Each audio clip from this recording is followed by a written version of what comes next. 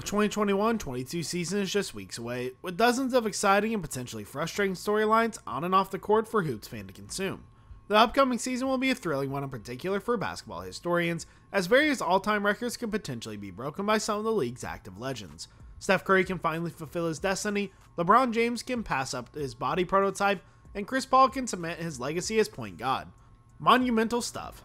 At number 3, we have Steph Curry becomes the all-time leader in three-pointers made. Assuming he stays healthy, this has essentially been a foregone conclusion since his MVP season back in 2015. For his career, Curry averages 3.7 made threes per game, the highest rate in NBA history, with only Damian Lillard joining him as players who make more than 3 threes a game for their career. At this point, it's the least controversial take in NBA history, but it's worth stating out of respect. Curry is the greatest shooter to ever touch a basketball. Sure, percentage-wise, he's currently number 7 all-time in three-point efficiency at 43.3%, but let's take a look at who's ahead of him. His coach Steve Kerr, his brother Seth Curry, Hubert Davis, Joe Harris, Drazen Petrovic, and Jason Capano. None of them come close to Steph's attempt rate, and none of them are pulling off the dribble from 35 feet out. His ability to create space for himself on or off the ball, combined with his lightning quick release, make him one of the most unguardable players in league history, and he's showing no signs of slowing down. Ray Allen currently sits as the all-time leader in three-pointers made at 2,973, with Curry hot on his heels at 2,832.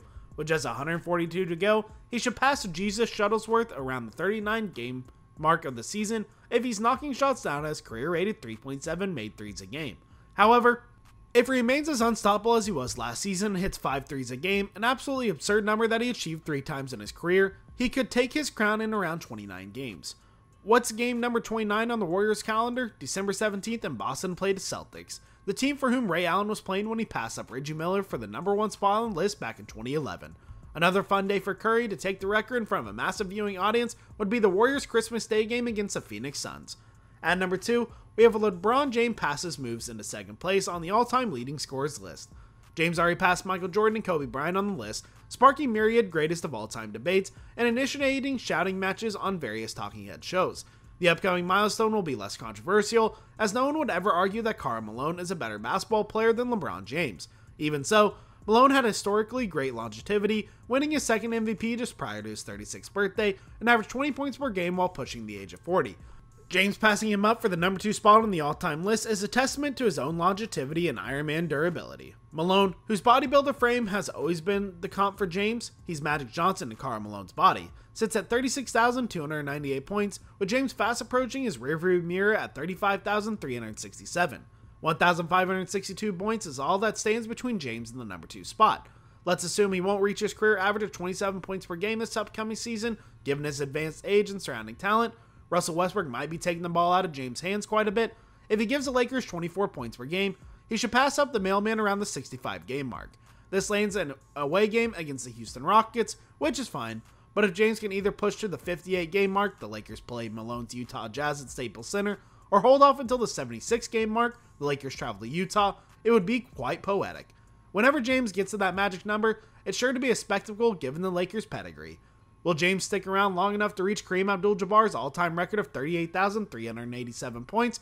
He could do it as early as next season if he remains healthy and continues to score 20-plus points per game. If he makes it, that accomplishment would be quite the ammunition for those arguing that he's the greatest player ever.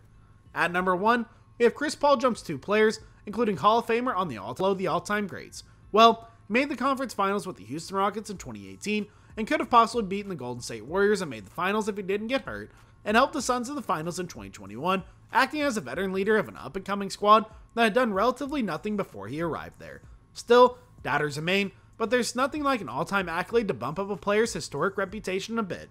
Paul currently sits 5th all-time at the 10,275 career assists, just 59 behind number 4 Mark Jackson, and 60 behind number 3 Steve Nash.